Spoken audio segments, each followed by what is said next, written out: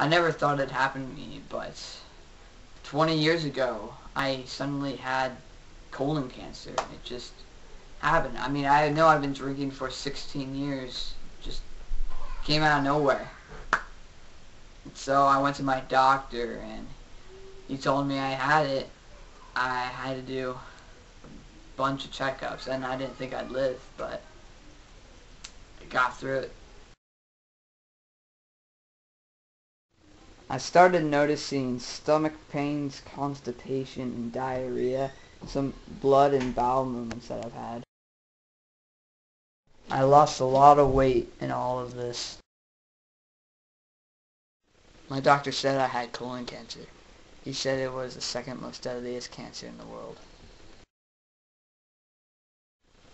He said I should get an appointment, that it could get more severe if I don't get regular checkups. The treatment sounds like it would hurt, but it's better than cutting me open.